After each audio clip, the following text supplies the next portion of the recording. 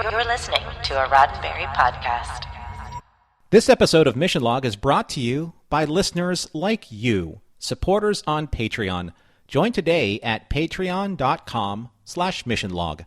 This episode is also brought to you by Eagle Moss Hero Collector, who invite you to build the USS Enterprise NCC 1701D, an incredibly detailed die-cast metal replica that you actually build yourself. Subscribe today. Only $4.95 for your first 2 model kits and 2 free collector pins, plus free shipping when you go to herocollector.com/Star Trek Buildup/Mission Log. Mission Log, a Roddenberry Star Trek podcast, episode 393, Resurrection.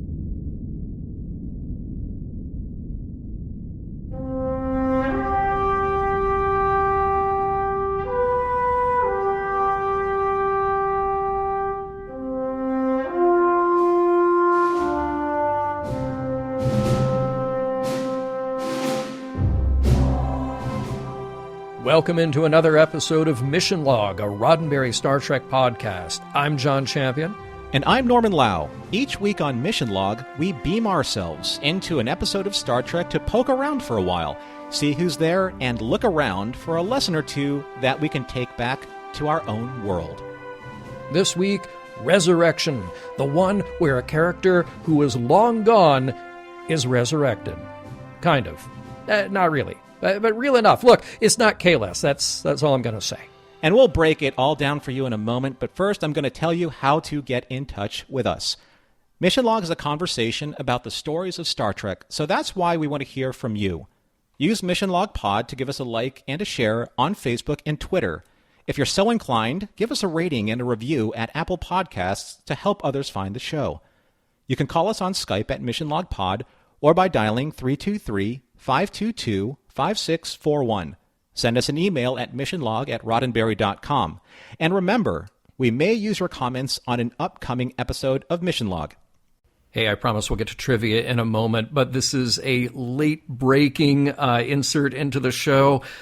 Norman, I'm excited about this. I know that our friends who listen will be excited about this. You have heard us talk about our love of tiny starships from Eagle Moss, but believe me, it's going to be time to make a little room in your home for this, because there's something up from Eagle Moss. Yeah, there is big news breaking right now, John. You're absolutely right, and we do love talking about those tiny starships, but with this big news, talking about tiny starships is kind of like saying jumbo shrimp. There is a little bit of a difference here. Yes. And the big news is that, well, let me back up for a second. Regular listeners to Mission Log already knows that Eagle Moss Hero Collector, they know them from their many officially authorized collections of Star Trek starships that you've probably already collected, that they're featured in everything from the original series to Star Trek Discovery and beyond. But now you have the chance to build the ultimate Star Trek starship and have the ultimate experience. It can be yours once you accept this invitation to build the USS Enterprise NCC 1701D. We're talking about building the Enterprise, and we'll get into the details here in just a second, but you're absolutely right, and you know the score, and people listening know what we're talking about when we say that these are officially authorized ships by CBS Studios. This is an incredibly detailed die-cast metal replica of, Jean-Luc Picard's Enterprise D.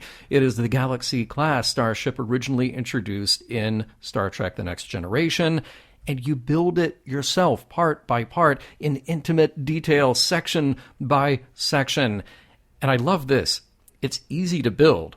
All the parts are pre-painted, the decals are already in place, you just clip or screw them together, no glue and no tools more complicated than a screwdriver, which is great for me because I cannot be trusted with anything more complicated than a screwdriver.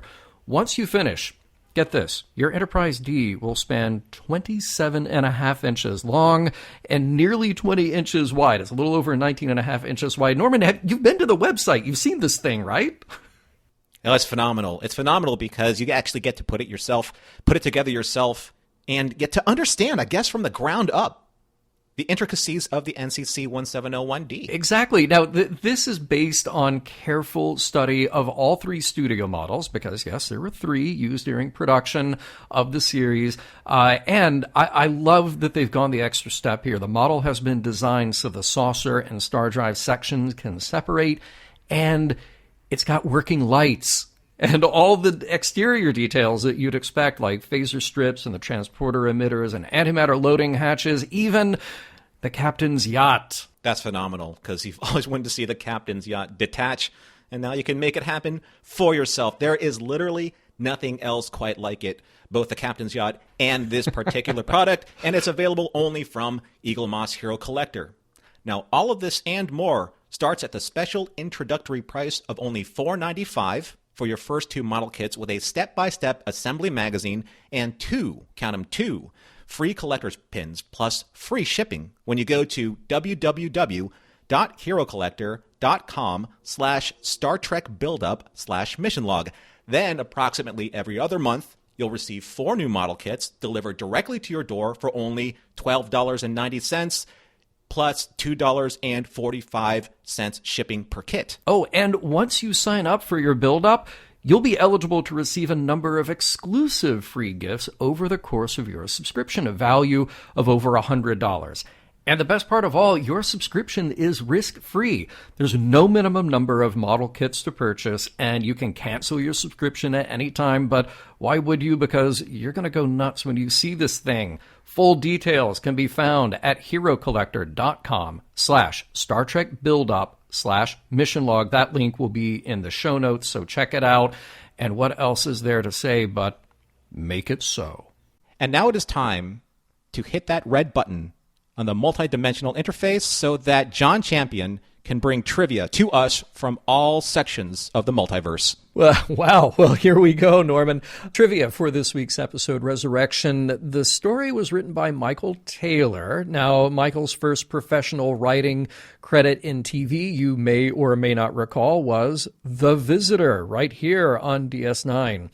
He does a total of 4 episodes on this series, but he jumps over to Voyager to write a full 20 episodes over there, and then he found himself working for Ronald D. Moore again on Battlestar Galactica. And yes, look, Michael gets the sole credit here, story and teleplay, but realistically, Ira Stephen Bear and Hans Beimler did heavy rewrites on this script. It was directed by LeVar Burton. He just keeps cranking out those director credits, but we are coming up toward the end of his time on DS9. LeVar directed 10 episodes on this series. This one is number 9. From here, he will go on to direct Voyager and Enterprise episodes and so much more. And remember, he had just started his directing career on Next Gen. There's not a heavy amount of trivia here for this episode because, well, you should all know the deal by now. After you shoot a bunch of big-budget, epic stories with a lot of guest stars, you need to reel it in, and you do a bottle show.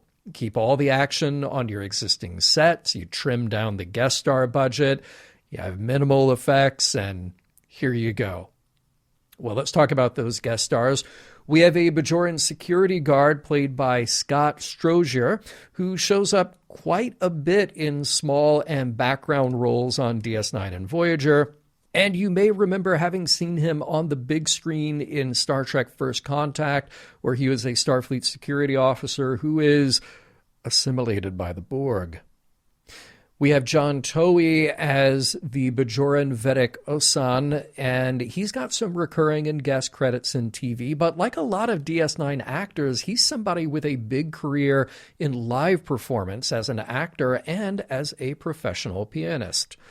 And finally, Bareil. Well, here we are. We thought we'd seen the last of Vedic Bareil after his death and life support. He's back, kind of. This is the Bareil from the Mirror Universe, and this, we can definitely say, is the final appearance of Philip Anglim in Deep Space Nine. And his final appearance in Star Trek, and honestly, he only has one more TV credit after this episode of DS9 aired, and that was the very next year, 1998, when he appeared in Dallas, War of the Ewings. Every time a Star Trek character has returned from the dead, things have gone just fine. I expect this to be no different.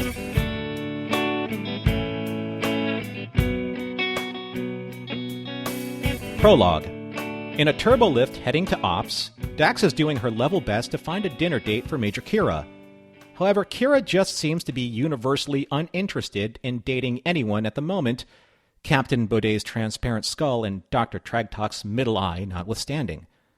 Dax suggests perhaps Odo, and Kira curtly retorts that neither she nor Odo are remotely ready for that.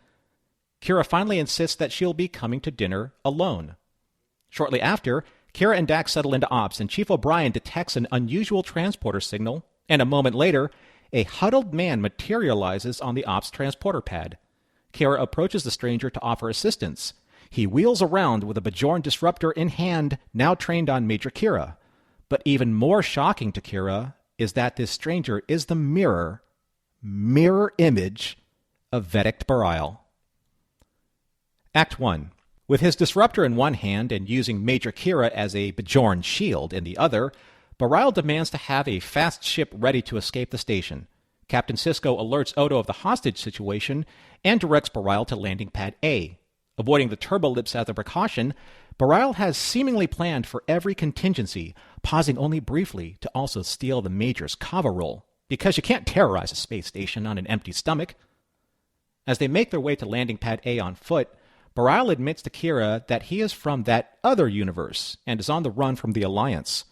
After ascending 57 levels of rungs and finally reaching the launch pad, Kira drops the damsel in distress ruse and confesses to Bareil that she's known his weapon threats are empty ever since she noticed the disruptor was damaged back in Ops. After Kira subdues the Pretender, Odo emerges from the airlock, remarks the resemblance to Vedic Bareil is striking, and puts him in the cleanest interrogation chamber Bareil has ever seen. He confesses to crossing over using a multi-dimensional transporter device given to him by a close friend, and is now in Kira's custody. He asks Kira if he can meet himself, the Bareil Antos of this universe, and she informs him that her Bareil is dead. This pretender deduces that she cared about him very much and asks a favor of her, to destroy the device so that he can stay in this universe no matter the cost. Later in his office, Captain Sisko sympathizes with Kira and truly knows how she feels about meeting this alternate universe Bareil. Sisko reminds Kira how he felt when he met the alternate universe Jennifer several years ago and how strong and dangerous that connection can be. Kira reassures Sisko that she knows to be wary of this pretender and will keep her distance. Act 2. With the charges against him dropped, Bareil freely walks the promenade, only to be met with countless stares from all around him. As he reunites with Major Kira on her way to the Bajoran temple, he thanks her for his second chance, but is uneasy about all of the attention that he's receiving. She tells him that Vedic Bareil was a man of great popularity amongst her people. Kira invites him inside to worship, but he declines and goes about his way. Later in the middle of the ceremony, Bareil kneels next to Kira and confesses that perhaps his new lease on life needs all the help it can get, spiritually or otherwise, and perhaps the prophets are a good starting point for him. After worship, Bareil isn't completely won over, but Kira has definitely taken an interest in his journey, and instead of letting him drift away, she invites him to dinner with Worf and Dax. As dinner winds down, Dax and Kira are riveted by Bareil's story about how he outwitted a Klingon guard by stealing the guard's mek'leth during the escape. Worf rolls his eyes in disbelief, citing that no Klingon would ever let that happen, until Bareil brandishes Worf's very own mek'leth to cut and quarter the dessert that Dax just placed in front of them. Impressed, Worf is honor-bound to offer Bareil more blood wine. After dinner, Bareil escorts Kira to her quarters, reminding her how fortunate she is to have such good friends. She tells Bareil that her friends enjoyed his company as well, which gives him pause. Kira asks about his close friends from his universe, of which he admitted to having one who died a long time ago. Trying to salvage the evening from a somber note, Kira invites Bareil inside for Actigino, and he tells her all about Ilvia, the one special person he had in his life, his literal partner in crime, who meant the world to him, until a drunken Cardassian's disruptor accidentally killed her. Caught up in the moment of such emotional vulnerability between each other, Kira and Bareil kiss. Act 3. It appears that after an evening of conversation, and perhaps even more, can stimulate one's appetite the following morning as Bareil snacks on Bajoran Alvis while Kira wakes. He remarks that this experience must be confusing for her, being a man who looks exactly like the Bareil she once loved. But she reminds him that it's the stark differences that make the two Bareils so different. Kira, however, is surprised somewhat when Bareil finishes one of his counterpart's more famous quotes. Meanwhile, in Ops, Julian pays Dax a rather irregular visit to requisition medical supplies as she calls him out for visiting with the sole purpose of catching up on the gossip du jour on Kira's evening with Bareil. However, with the occasional coy expression shared only with Dax, Kira is incredibly evasive about what may or may not have happened, but does let Dax know that she is meeting with Bareil later in the temple to support his newfound spirituality and his very first orb experience. Impatiently pacing back and forth in the temple, Bareil is becoming increasingly nervous, waiting for Vedic Asen to arrive and begin his orb experience. Kira is there with encouragement and support and describes the orb as something that is an experience, not an execution. Once the Vedic arrives, Bareil is escorted to kneel in front of it, while carefully observing the Vedic enter the codes to lower the force field protecting the orb, and once lowered, Bareil is exposed to its full power, of which he is at a loss to describe, even to Kira, who later in the Rebel Mat encourages him to rest and keep his orb experience private, allowing the full effect of what the orb revealed to fully settle. However, there's no rest for the wicked, for as soon as Bareil enters his quarters and rests in a reclining chair, a very familiar voice and figure steps out from hiding. It is the Intendant, the Kira Nerys of the alternate universe, who greets Bareil with a longing kiss and wants to know if their plan is progressing as scheduled. Act 4.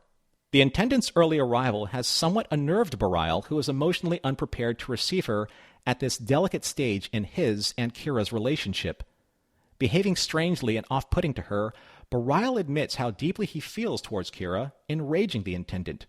But her anger subsides as she refocuses on her mission, for Bareil to steal the Orb of Prophecy and Change, and for both of them to return to their time with the Orb, in order to unite the Bajoran people of their universe against the Alliance underneath the leadership of the new Vedic Bareil Antos.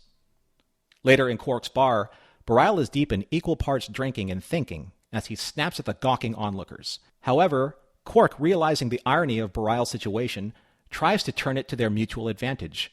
With a well-designed robe and a little cleaning up, they could resurrect Vedic Bareil, who anyone can meet, for a fee, of course. This Bareil is, however, disgusted with Quark's proposition because he realizes that the nasty, greedy little minds willing to do whatever it takes to make money, well, he's one of them, too. After his business meeting of sorts with Bareil, Quark pays Kira a visit to pick up a shipment of Saurian brandy, but also to tell her that he likes Kira and Bareil together, even though he's not the type she's usually interested in. Quark tells Kira that Bareil seems tormented, which Kira dismisses and chalks his behavior up to just having encountered his first orb experience. Perhaps Kira is right, and perhaps Quark is seeing something that isn't there. Aside from seeing Bareil earlier, spending hours in the temple shrine with a thief's intent of trying to steal something very, very valuable. When Bareil returns to his quarters, he finds the Intendant wearing Kira's duty uniform, making her indistinguishable from the real Major. Handing her a Bajoran comm badge to complete the illusion, it is apparent that Bareil is conflicted, but the Intendant is ready for the final phase of their plan. Act 5. Bareil and the Intendant go their separate ways and initiate the final phase of their master plan to steal the orb. Bareil returns to the temple shrine to pick the proverbial lock and deactivate the orb's security force field. The Intendant, however, encounters mildly brief resistance as a security guard fell under the seductive prowess of who he believed as Major Kira, until he was knocked unconscious. Using the multi-dimensional device to ready the transporter for Bareil and her prize, the Intendant prepares for their arrival. Back in the temple, Bareil is all but finished and is ready to abscond with the orb until he's interrupted by the sound of Kira's voice, who at first he mistook for the impatient Intendant. But it is the real Kira who, thanks to Quark's warning, intends to stop Bareil from stealing the orb. And in the midst of trying to make sense of Bareil's motives and betrayal, the Intendant arrives, with Disruptor in hand, and monologues the entirety of her plan, including using Bareil to unbalance Kira emotionally. However, believing that there was something real and more honest between them, Kira reaches out to Bareil one last time, hoping to find that connection between them. And she did, as Bareil stuns the Intendant, knowing full well that one day, and soon, he will have to face her wrath for this. Bareil admits that he did see a future with Kira in his orb vision, a full life filled with joy and family. But he knows that somewhere down the line, he would ruin that, and not just for himself, but for Kira as well. And she doesn't deserve that. Bareil knows that he belongs with the Intendant, his universe is Kira, and with that, he uses the multidimensional device and beams both of them back from whence they came. The end. Oh man, right at the beginning, this is the kind of running gag that I love in DS9.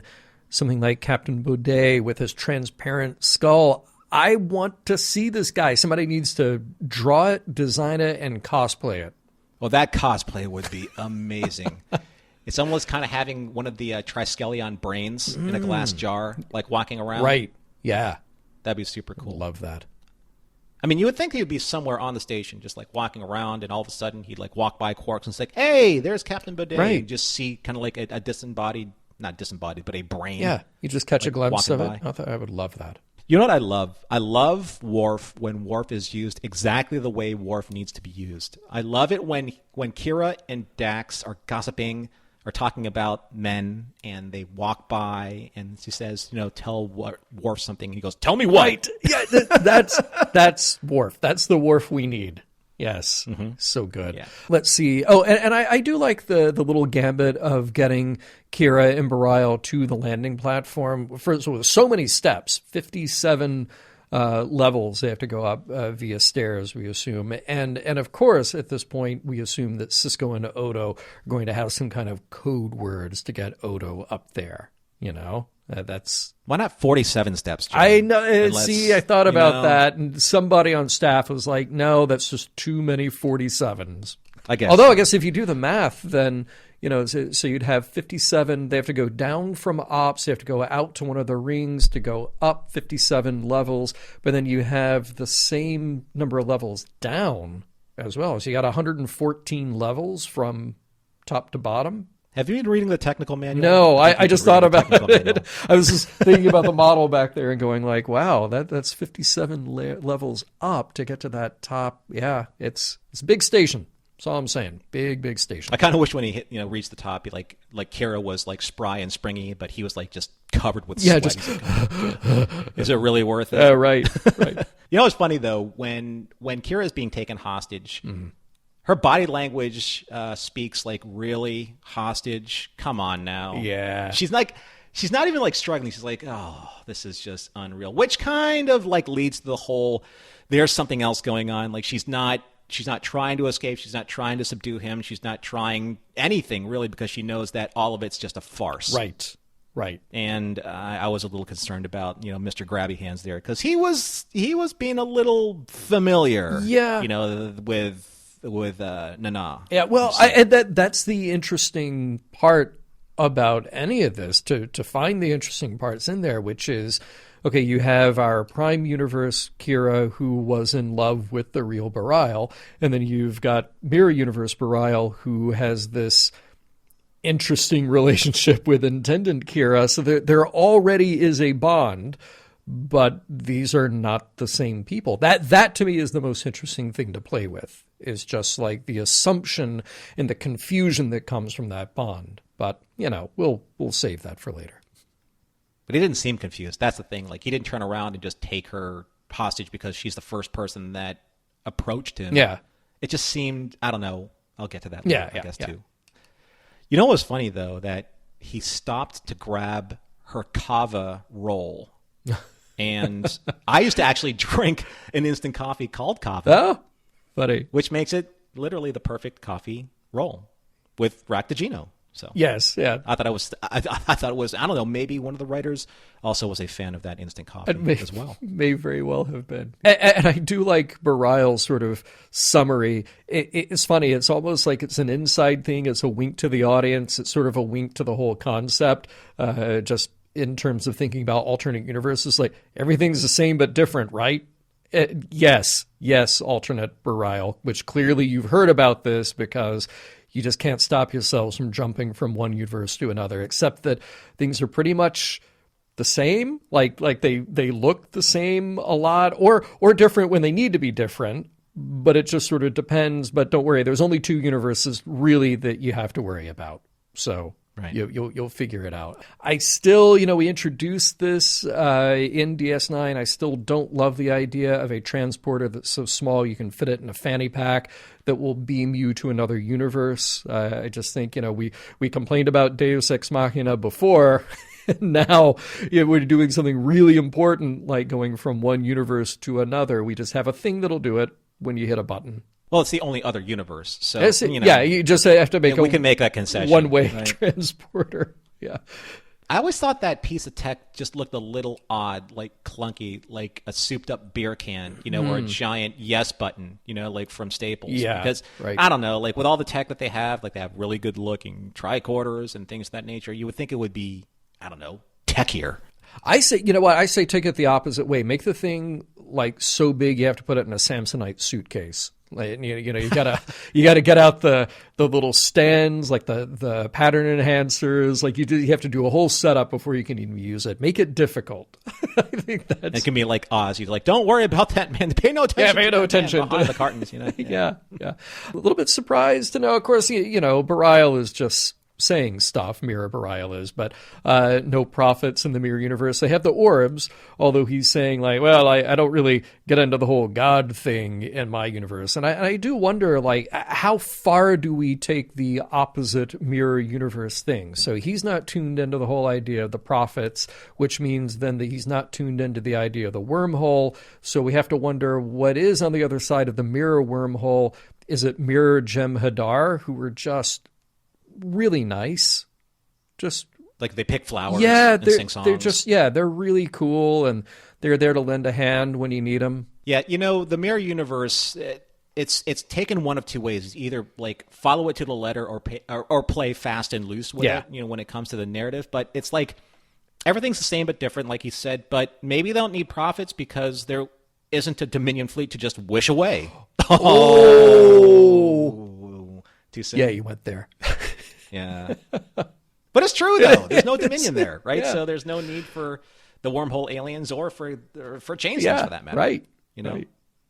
Except for Odo, who was blowed up and turned into, blowed up silly putty. Tragic. I love that Sisko and Kira had that quiet meeting between the two of them, because it does ring true that he would say, hey, you know what? I understand. I understand what you're going through. I know exactly what's happening to you right now because it happened to me. Yeah. And it's a nice bit of caution and a nice scene saying, like, I'm not going to treat you like a child. I'm going to treat you like an adult. You're an adult. You can make your own decisions. But this is the power that these people in this universe have over us. Right. And I thought that was going to be the most interesting lead off to a fascinating part of the story. We'll see if we got there or not. Also, by the way, just a question about how this works. Does anybody get to have some FaceTime with an orb when they need? Because it seems like everyone would want to be signing up on that wait list for prophecy or wisdom or whatever they need at the moment. But it seems very easy. Just like, hey, can I get in there and have a look at my future? Oh, okay, cool. Here you go. Maybe there are. I know I could make light of this, but I won't. Okay. But there are, I guess, in certain religious doctrines where if you're going to take that next step and commit to that faith, there is kind of a ceremony that you do so that you can test if someone is really, really going to apply themselves to be a part of that faith, and maybe that's what the orb encounter is. I don't know. I mean, they were but pretty it seems quick that it's pretty about profound. it. They were pretty quick about it with this guy. So well, he's got the major on his side. Yeah, that's true. Right? That's true. You can get fast-tracked when you have somebody like her speaking on your behalf. But you know what's neat, though? I like that he's kind of like the complete opposite of, this well-respected holy man that Vedic Bareil was, because he is of the alternate universe, the only other universe in Star Trek. Yeah. And, Right. But at least he's not like a psychotic barbarian, like, say, Julian Bashir was Right. in the other universe. Right. He seems well-adjusted, well-educated, very resourceful, although obviously he's, astray in some way or another, but he's not heavy-handed in his approach of being a mirror universe person. Well, that was always the problem with the mirror universe, is that if you show up and everybody is trying to stab each other all the time, there's no more mirror universe. So you have to have some people. I mean, they really sort of pulled their punches when we had Jennifer Sisko that first time around, because, or not the first time, the second time around, because she wasn't really that evil. But at least if you go that direction, you're just saying that, oh, okay, there are counterparts. There's a variety of personalities over there. So, and I feel like we got that out of this version of Bareil, By the way, just very quickly, back to the orb thing. Kira says that the orb experience isn't meant to be shared. That seems like a problem. There's just there's some really heavy stuff that comes from that, and all the other Bajorians sort of wash their hands of it, like, yeah, okay, I guess you got to deal with that on your own. Too bad. We led you to the orb, we let you see in it, and good luck figuring that out. I mean, yeah, what do these profound visions mean? I don't know. Yeah, we can't talk about that. Yeah, you deal with it on your own. It seems like you're going to need somebody to discuss it with you. Like, oh, I don't know, they have a lot of priests and Vedics and people of various religious levels within the Bajoran system. So I do want to say that was a very fun scene at dinner with Worf and Dax. The little bit with the Mek'leth, perfect way to show, not tell what's going on there. I know that Bareil is telling a story, but the story is besides the point. We're showing what the interaction, what the characters, and what the character dynamic is by that little bit of business. I thought that was so good. And also, by the way, pink flan, that's why not? Okay. All right, it's the future. It's the flan of the future. It's pink. I liked and thought this scene was weird, and here's why. Because it brings up kind of like this Highlander thing with me.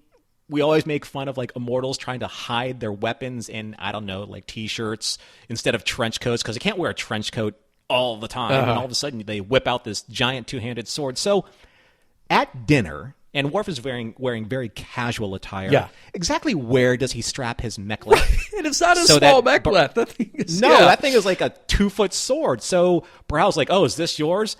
And Worf didn't feel it get unstrapped from his bent leg underneath the table. I'm like, come on.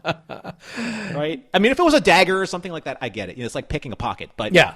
I could have pictured it being the smaller Klingon dagger with the little side blades, Yeah, but the Mek'leth is huge. But why would he have that on his person at dinner? Maybe that is the ceremonial thing when you're serving pink flan. And maybe this Bareil knew. It's just like, oh, well, normally he wouldn't have that Mek'leth on, but we are getting the pink flan, so I'm going to pull it off the wall. Well, yeah, right. When I go to the bathroom right, and show. Right. But I do like it. It's like Worf's like, well done, well played, Bareil. Yeah. Now let's have some blood wine because I dig you, man. You're cool. That was, again, that was the perfect scene. It was a perfect way to show, not tell, what their dynamic was going to be. So yeah, that was cool. I like the scene in Quark's bar where Bareil, like I said, I'm not Vedic Bareil. And Quark says, a mere technicality. It's the perfect way to work Quark into a story like this that otherwise would not concern him. And I just love how Quark in the 24th century, he's setting up the photograph and the autograph and photo op session with Bareil. Well, sure. The way it should be at a convention. You have your copper level, you have your gold level, and obviously you have your latinum level. Yep, totally. And that's meet the Vedic. But what I love about when Quark, even in like contractual obligation episodes like this, where he just kind of like has his scene and expedites his scene very well. Quark is always consistent. He's always consistent. They write him so well because he's like, you know what? I'm really good at one of two things, or both. Either I'm going to make money for myself, or I'm going to expose somebody for being the charlatan that they are, or maybe I can do it both at the same time. I can make money and look the hero. I could wipe my hands with this. Yeah. Right? Because he did the same thing with Damar, a few episodes ago. He does the same thing here. It's like, hey, you know what? Yeah, you're kind of a jerk and you're kind of a charlatan, but it doesn't mean I can't make money off you. Yeah, absolutely. Oh, speaking of Worf being true to form in this episode, big time, when creepy Bashir returns, true to form as well. But when Bashir shows up, Worf just looks at him and he goes, "Your guilt is quite clear, Doctor." Oh, yes. Yeah. There's my Worf. Yes. There's my Worf. That was pretty great. The payoff, though, I think, to that scene, obviously Bashir is there to, find out what's going on with Kira, but the payoff is the little aside between Dax and Worf. Because they've been talking about it, too. I mean, come on. Yeah, obviously. I do want to call out a scene that I thought was a little strange. I don't know exactly how I feel about the massage scene. Look, I know that Intendant Kira is different from our Kira, and I know that the fun of the Mirror Universe is we get to play up these aspects like her with kind of hypersexuality and manipulation and all of that. That particular scene, though, felt really dated, and I'm wondering if it also probably would have felt dated in 1997. And maybe it doesn't have so much to do with the content of the scene. It's just that it's such a movie and TV trope at this point that we see it coming from a mile away. And I feel like I wanted that scene to be a little more clever. Like if you were to rewrite it, I would want a much different reaction out of that security guard.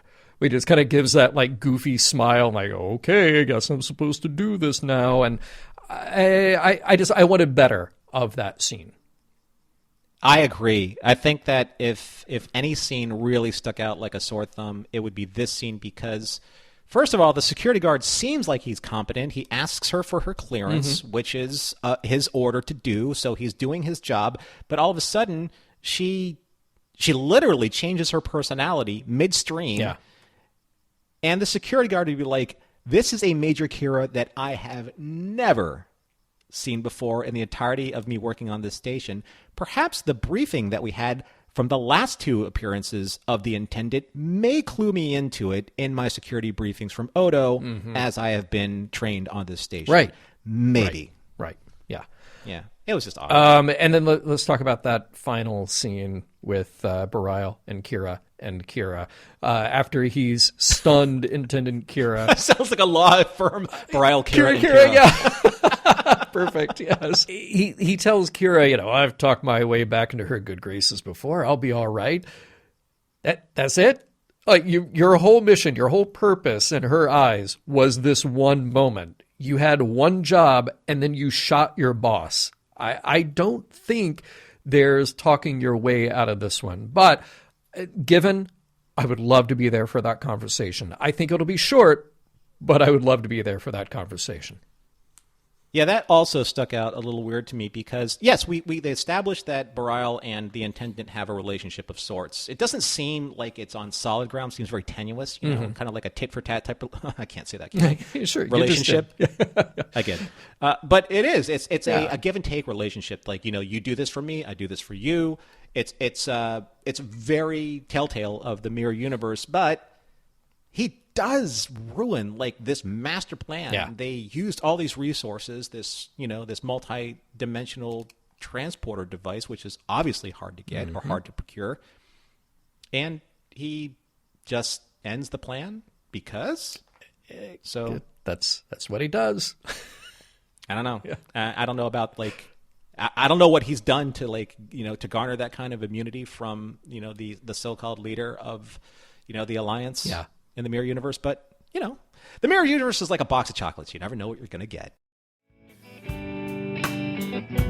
If this is how Mirror Bareil turned out, I worry about other Mirror Bajorans, like Kai Wynn, and those people shouting at the cloud.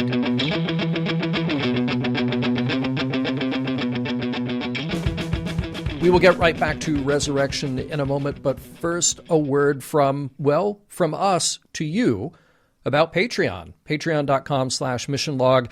You know, as of this episode coming out, there are a lot of changes in store at Patreon. So a lot of the people who have been our supporters there will find a lot of new features and exciting new merchandise. And the people who have not joined us yet at Patreon, well, they're going to find a whole lot to engage them. One of the things that we've always said, John, and we've really kind of cultivated a great community with our Patreon listeners and subscribers, and they're so very supportive of us, and we get great interaction on like the Patreon feedback, but we also want to know like what are we doing for you and what we can do better. So it's always fantastic for you to stay in touch with us, to foster the community, and to spread the word of what we do at Patreon, because more and more people, I think, just continue to need that connective tissue between all of us, especially still when we're in this lockdown, and to share our Star Trek fandom. I mean, that's what it's all about now. And you really use the right word, Norman, community. That's really what we feel like we've built there. And we hope that you join us, because I think you're going to be pleased and surprised by what's happening. Again, that address is patreon.com/missionlog, and we do thank you for your support.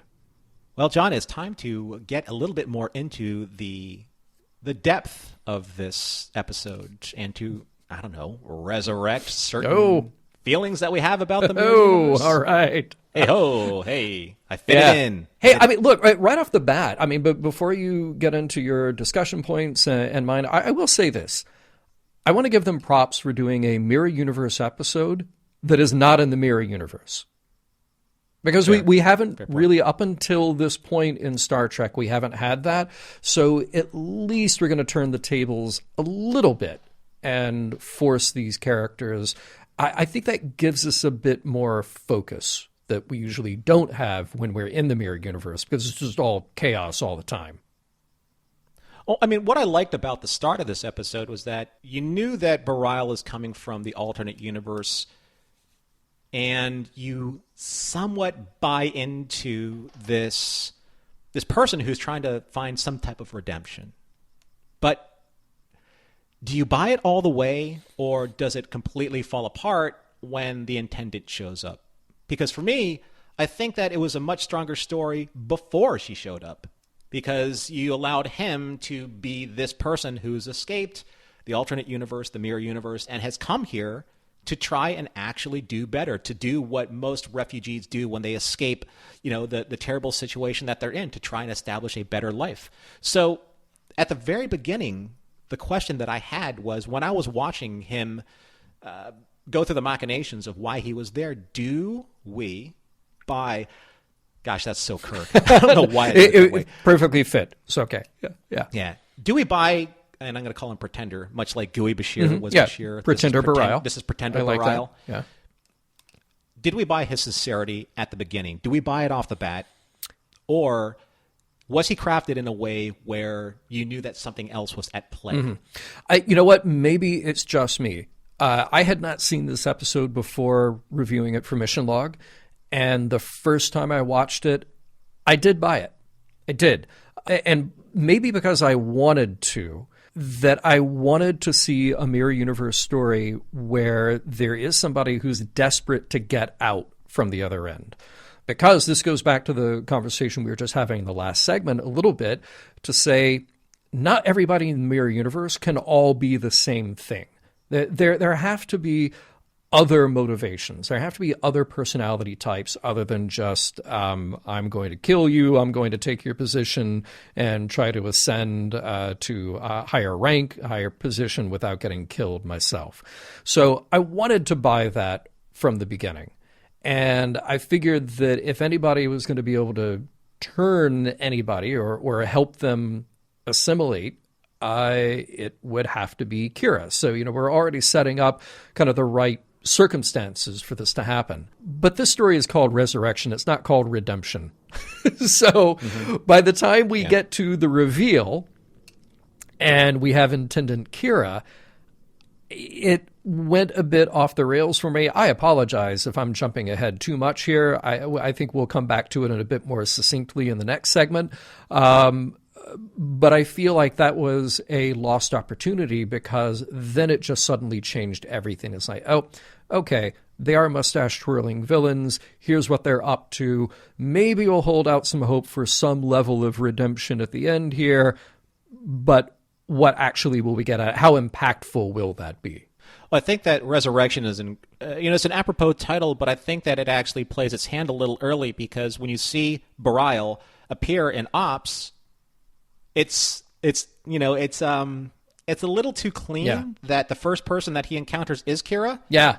It's almost like the plan is too perfect, and like, of course, Kira would be the person that he would hold hostage, and that they would have this very intense emotional, beginning to their relationship as she's trying to figure out, like, who is he, why is he, and he has all of these same features and same characteristics as the man that I was in love with, like her heart of hearts, her core de cores, if you will. Yeah.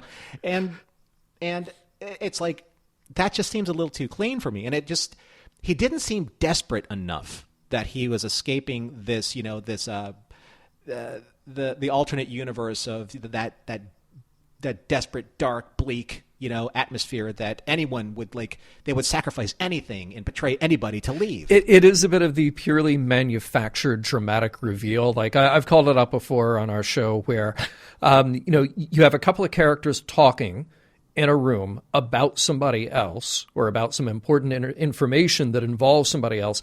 That other person is like, 100 feet away, and they enter the room, the door opens, as if they have just heard that important part of that conversation. It just purely manufactured for that moment. There's no way that person heard what was going on. And here we have, Worf is there in Ops. Nobody's got a weapon drawn.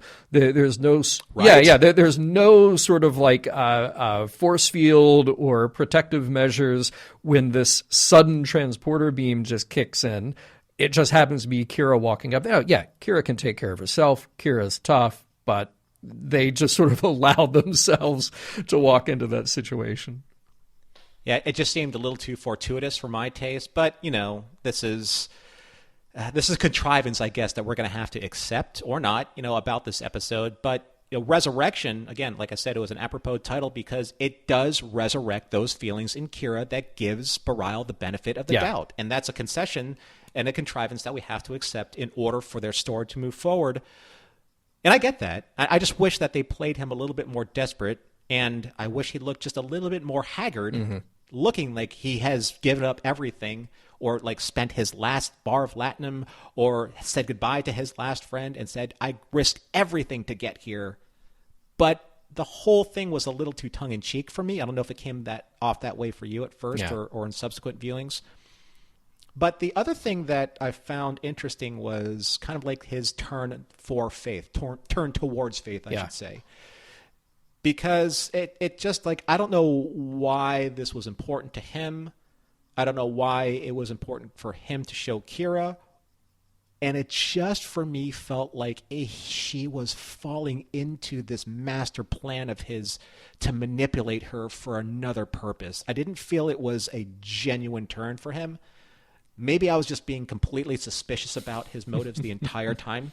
But what did you think about that? Did you buy into that? Well, so it's interesting. The part of it that I did buy was that there is a profound moment when he looks into the orb of prophecy, because whatever happens there, it affects, we have that conversation, the follow-up the next day, and Kira's saying, like, yeah, people look at the orb and they have these really interesting, really deep experiences that then it takes time to get over. So I don't doubt that just doing that was something profound for this Bareil. I think it's interesting to kind of walk through this idea that this Bareil is able to use the appearance of faith to gain the confidence of Kira. That could have been, we don't know what all this Bareil has read. We know that he read about Vedic Bareil, but we don't know prior to even coming there what kind of intel did he have about Bareil or about the Bajorans in general or about the prophets. He could have been playing dumb about any kind of spiritual experience or knowledge in his universe. But I think it's, the insidious thing that is very interesting about this Bareil is that he can use emotional manipulation on Kira, I mean, they wake up together the next morning. They've had all night together. And he can also use this sort of spiritual manipulation, which I think plays very true. Even if you don't believe that his motivations there are honest and pure, the other read on this, that his motivation is essentially, and I know I'm using the term not quite correctly, but the virtue signal of, hey, look at me, I'm going to the temple with you. I'm deeply interested and invested in your religion. I'm overwhelmed and overcome with the possibilities of your faith. All of this plays right into Kira, who has very strong spiritual beliefs, very strong faith. Mm-hmm.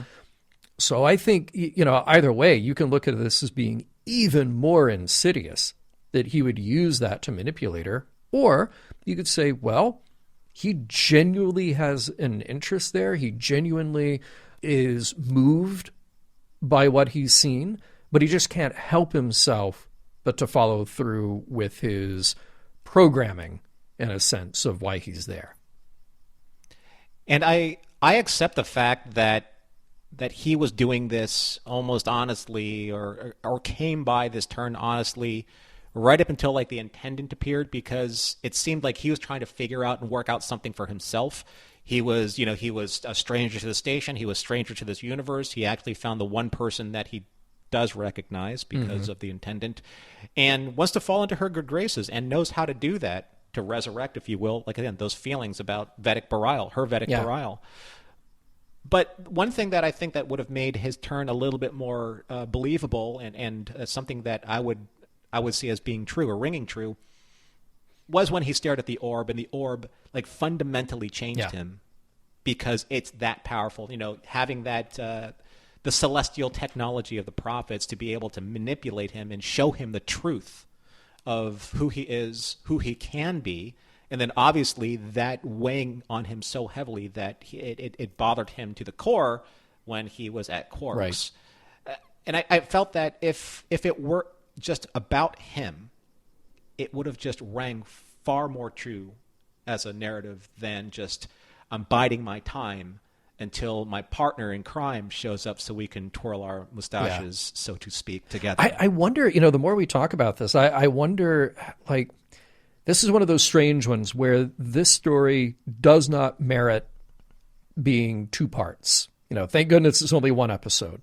But all this really deep, interesting, emotional, spiritual manipulation, these questions about his true motivations, how much is he actually moved by what he's seen, how difficult is this choice for him? It seems like with a little longer to play with, maybe this episode needed 10 or 15 minutes more to actually see some struggle in him to get to that point. That's what I wanted to see. Yes, that's a great way of phrasing it. Just a little bit more of some type of internal conflict where, he sees obviously the opportunity that he needs, that he's manufactured with Kira now on his side, versus I am really changing. I am really invested in this. There's something about her, and there's something about this newfound spirituality that is reprogramming me from my primary mission to get this orb and to facilitate this ruse in order for me to do what I need to do. And that's where this episode is somewhat disconnecting for me. It's like I just don't get on that level. Yeah. And I wish I did, because I think that it's there. It's just not connecting for me. But one thing that does, though, and I think that this is one of those, like, I guess that's a subtle thread that runs throughout all of these types of episodes, is that hope is a dangerous universal force. And the moment where Sisko talks about that with Kira, and how seeing his Jennifer in the flesh again, how that was so impactful and powerful and emotionally overwhelming, you can't but help to kind of question, what if we saw somebody in our lives that returned in some way? And I will get to that later on. But for Kira, it's very much like how maybe Odo felt about linking with the founder. Like there's just this reality that's so overwhelming emotionally that you can't quite determine whether or not you want to believe it, accept it, or keep a distance from it, because you know that sooner or later, you know that that reality is going to hurt you. But what if it doesn't? See, and the risk that you take. This is so funny, because my note is similar, but not the same as yours. And I phrased it under "you can't go home again," because this is like the worst version of getting back together with your ex.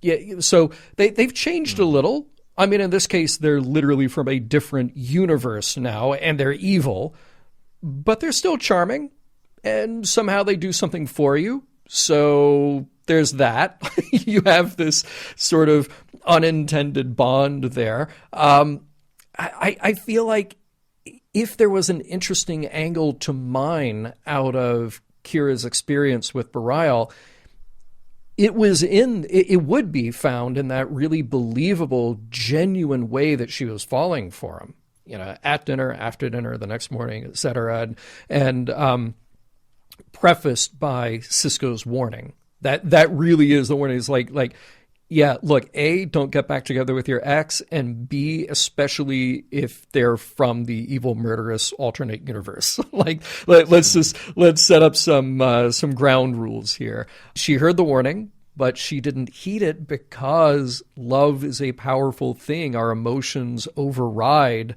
that logical thought process, especially when it comes down to something as all-consuming as love. And to sympathize here a bit with Kira, I mean, her great love in Bareil was taken away from her in this incredibly tragic circumstance. That is such a powerful motivator. What if you got to have that one more opportunity, that one more conversation, chance to actually be with them again? So that loss is incredibly powerful, and that hint of a promise that you can recover what you've lost, so powerful for her. That's what I wanted to see even more of, because we really just cut very quickly to, well, we're waking up together and making, jokes about food. So it didn't feel as powerful as it really could have. We can sit here and infer the emotion that was behind it, but I think there was more to mine in a potentially dramatic episode like this. I was very interested in seeing how she was going to square that whole thing, and how she was becoming very vulnerable around him and what that would do to her, but I just feel like we didn't go there, not as deeply as we could have. Yeah, I wanted to see her question, like a little bit more, like internally question, like what exactly is it that she sees and what does she want from this? Mm-hmm. Because we know that Kira is and has been, over the course of the last couple seasons, become more emotionally guarded when it comes to relationships. Obviously, the relationship with Shakar and knowing that there was disappointment there. Obviously, the relationship with Odo and the dynamic that they're still working through. Her being able to wholesale accept Bareil now back into her life, I wanted to see her struggle with that a little bit more. Like in that scene when they woke up together, like, when he said that this must be off-putting for you, and I'm paraphrasing, and she goes, it is, and I'm trying to accept the fact that this is different, but I can't help but when I see you, when I smell you, when I just look at you in such a way where you have the exact same expressions, when I steal away those moments that I used to have and see you exactly the same way, that's hard for me. Yeah. But I'm trying to accept that you're different, and I'm trying to accept that this is different. But we just didn't see that, and we didn't let that breathe enough in this episode, where she's trying to reconcile these concessions that she's making with the with that warning that Sisko planned at dinner, and trying to make sense of it all. And that's the emotionally interesting uncovered ground in this episode. What we switch to is the plot-driven kind of redemption story where we end up at the end. And I want to ask you, is there really a redemption story here? We think about that final scene, which is really, rewatching the episode a few times and kind of looking at the timeline progress until we get to the end. I kept thinking, wow, they really zoomed right through those moments at the tail end of the show. But we had that final moment with Bareil and Kira and other Kira. And what we've seen of Intendant Kira is that she has no problem manipulating, torturing, or killing people when it suits her needs. I'm not sold on the idea that Bareil would survive much longer after she regains consciousness. And sure, he may have changed a bit, but we'll never know if that has any payoff. You know, we've been led so far by Star Trek to believe that the mirror universe basically just stays evil all the time because that's how it is, even when there's a positive influence over there. So I wonder if the attempt to do some kind of redemption at the end of this just feels like too little too late. Well, I think what we were looking for, you and I think we're on the same page, and what we were looking for was that moment of gravitas, that moment where what did these characters learn, what was sacrificed, and what could have been avoided. And I think that you're dealing with a very serious topic here when it comes to extending yourself emotionally and letting those walls down and you know, coming from behind that guarded situation where I don't want to be hurt again. Mm-hmm. But then I allow this person, for the sheer sake that this person reminds me so strongly of somebody that I loved before, into my life again. And now I am hurt again. And it's glossed over very quickly, and none of our characters really feel like that has impacted them in any meaningful way, you know, positively or negatively. It's just, oh, well, hit the button, everything goes back to normal. No, Kira, I think, deserves better than that from a character development standpoint. And she should have said, you know what, it would have been nice if she and Cisco had that scene where it's like, you were right. You were right. Right? And I learned from that, but we don't have that resolution at the end of this episode where whatever happened, no one really suffered any serious consequence for any of their actions whatsoever, and it left the episode feeling very vanilla for me in that regard.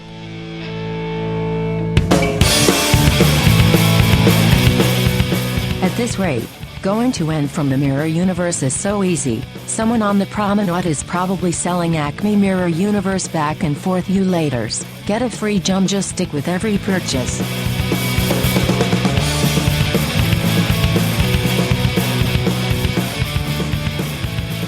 Well, we've actually worked through a lot of the emotional catharsis of this episode, John, and I think that we've come to a pretty similar level of understanding where our morals and meanings and messages and how this episode wraps up between the two of us. But let's dig into it a little bit. Let's see like where we landed and if we have any profound final thoughts, maybe more profound than the episode actually ended. But I think that by the time that we're done discussing this, we'll have a far more rounded understanding of resurrection. What do you say? Yes. Yeah. Resurrection, the episode. Yes, Resurrection, the episode. The other one is far more esoteric for us to discuss. Right now. Not just generally speaking. I mean, look, I feel like we've been pretty critical here, but I think our criticism is well placed as we talk about what is the episode actually trying to do? What is the story they're actually trying to tell? And the reason that I feel any sense of being torn about this episode is that with DS9 so far, that show, I've said it before, does a better job of looking at deep character issues than really any Trek before it. We've grown to really care about everybody here, and for the most part, they have relationships that add some depth or have some sort of payoff the longer that we see them. I'll withhold judgment about Worf and Dax right now, okay? So here we are with Kira, who has grown enormously over the last 5.5 seasons, and I think we genuinely care about her. And there was an opportunity here to really get into the pain of loss, the universal desire to relive a good memory, the disappointment of realizing that you can't recreate the past. And this episode barely got into that. And then it just turned into more mirror universe shenanigans. We got our mustache-twirling villains again. It became a game of who's going to sell out or kill whom. And we're just sort of waiting for that moment, that dramatic resolution at the end. I'm glad we got some attempt at a redemption for Mirror Bareil, though I'll come back to that in a moment. But it felt like an afterthought because, again, we're telling two different stories here in this one story. I'm more curious now about how he navigates the mirror universe. Is he intended to be a mirror Spock type who tries to start a revolution? We won't know, because the story instead just decided to wrap up with the plot issues rather than the more compelling character issues. In the end, it's not that it's a particularly bad episode. It's just a question of, why are we telling this particular story right now, and what should we get out of it? Because I feel like we've done the interesting Kira character dives, and if we're going to do that again, we need to make it even more. We need to really go there with the emotional depth that we're trying to plumb.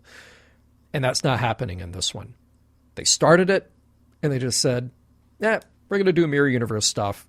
Here's the big change, the big reveal, and then we're done. Mm-hmm. So it's unfortunate. Completely stripped of context, this episode may work okay. But when you put it in the context of how much we've already seen emotionally from the characters, and we've just had these big epic storylines, I feel like it's misplaced. So it's hard for me to make a strong recommendation of it. How about you? Well, I mean, I agree with what you're saying here when it comes to where is this momentum that we've built with Kira up until this point, and especially kind of like the emotional trauma that she has gone through with Odo. Where do we place that? And it wasn't placed well here. And I think that the best description, a critique, if you will, a compliment, if you will, because it's fairly neutral when I'm thinking about this, is the best way I can describe this episode is that it is serviceable. It is a very much a paint by numbers type of episode. And it started off being so much more than that, but it ended up becoming just that. Yeah. No more, no less, really. And in that sense, it holds up because there's nothing really egregiously wrong with the episode. It's very utilitarian in the way that it presents the story. It just doesn't really evoke a lot of strong reactions where it could have. It, in many ways, is probably a great first draft of an episode that could have gone somewhere really emotionally powerful. And I love that we get Kira back as a focus for an episode.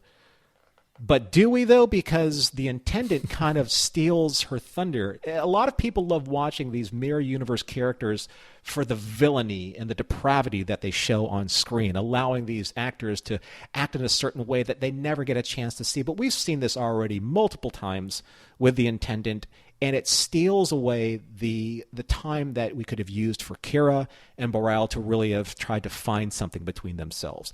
And for Bareil's ultimate betrayal to be on his terms and not the machinations of the Intendant, who now is forever, I guess, associated with the ultimate mirror universe villain for the Deep Space Nine universe. So when it was just him, I'm interested, or at least I was interested. He was manipulating Kira for reasons that needed to be his, and he knew how to apply those pressure points because he has Bareil's face. He has Bareil's voice. He has everything that he needs to manipulate Kira, but it's not him manipulating Kira. It's the Intendant using him to manipulate Kira, and that's where I think the writing really kind of falls apart for me. I also think that the episode suffers a little bit from just going into the mirror universe like one too many times. Did it have to be a mirror universe episode? What if Bareil was from an actual other universe? Yeah, right. Because there the other universe. Yeah, right. Or why use the mirror universe at all? Why not have him simply be a physical doppelganger that Kira can't help but shake? Because he looks just like Bareil. There are plenty of people that have lookalikes that are of the same universe, of the same time plane. And that could have worked just as well.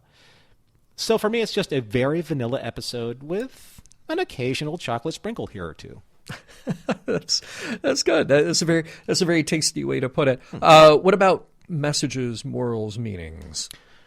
Well, I think that the message was revealed really early on in the episode. I said before that this episode played its hand earlier than it should have. It's when Sisko was warning Kira about how the alternate version of Vedic Bareil could and did in some ways have a very serious and profound effect on her. especially her judgment, much like Jennifer did with Cisco when she reappeared.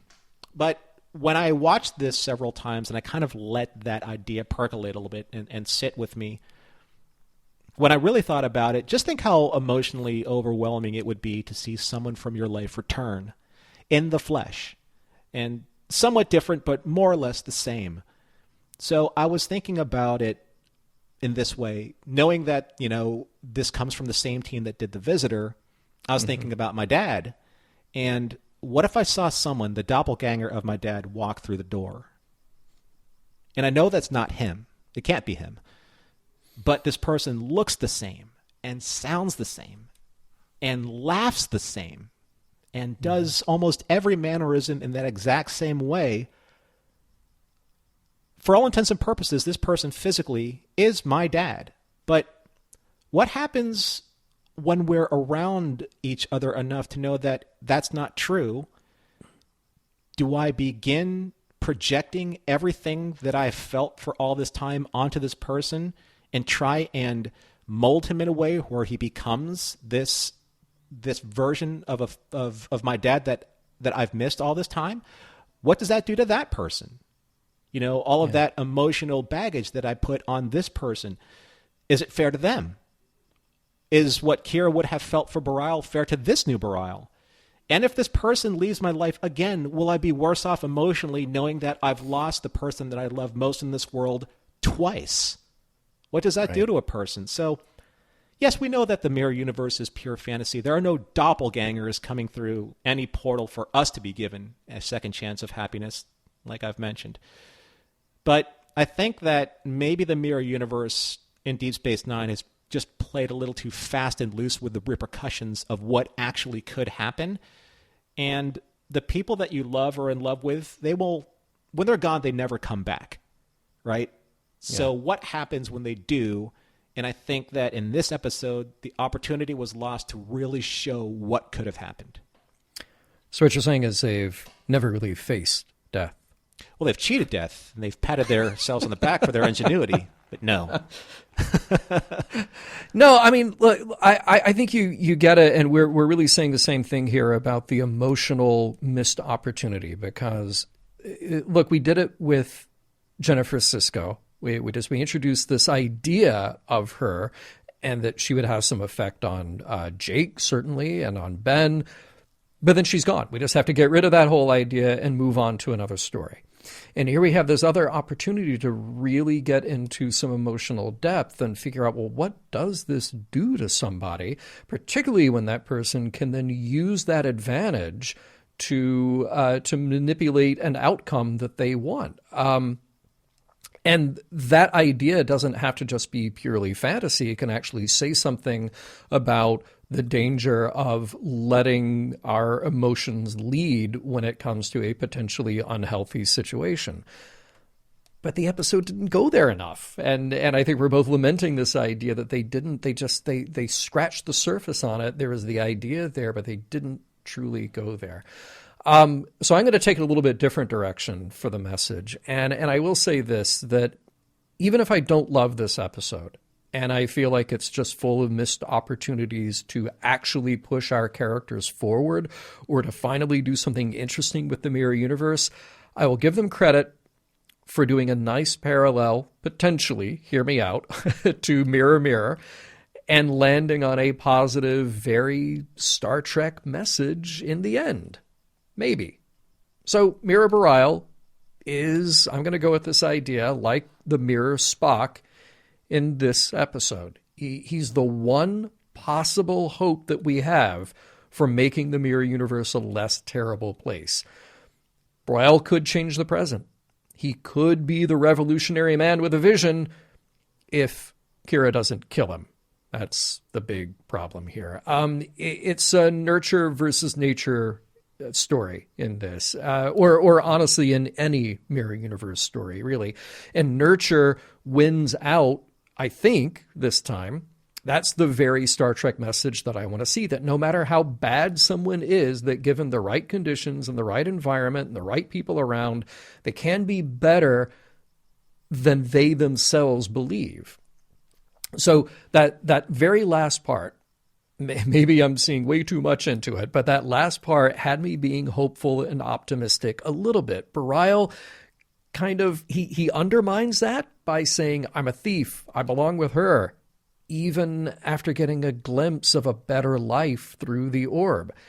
Now, look, we all know that he can't stay in the Prime Universe with Kira, so we have to hope that he learns something and he makes the best of it when he gets back into his own universe. Well, look, he's got some decisions to make when he gets back to that mirror universe. If he lives, which as of yet I'm not convinced of, but we can cross our fingers and hope for the best. Mr. Champion, I shall consider it. Mission Log is produced by Roddenberry Entertainment, executive producer Rod Roddenberry. Our website and your opportunity to comment and connect with us is missionlogpodcast.com. If you would like to support Mission Log directly, you can do so at patreon.com/missionlog. And for more Star Trek news and discussion, be sure to visit trekmovie.com. On the next Mission Log, statistical probabilities.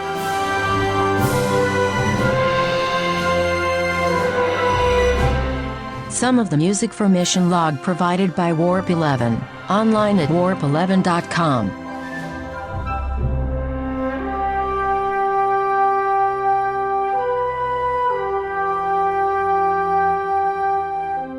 Since we've clearly mastered the nuances of interdimensional travel, hear me out on the next big idea, intended repellent.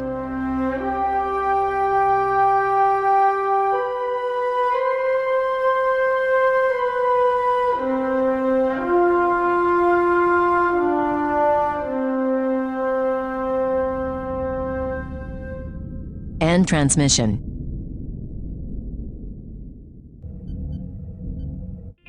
This is a Roddenberry podcast.